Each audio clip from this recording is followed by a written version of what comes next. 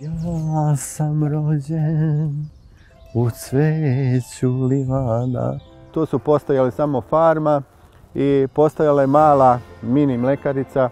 Da sam prvi put probao kiselo mlijeko. Oduševio se sa tom.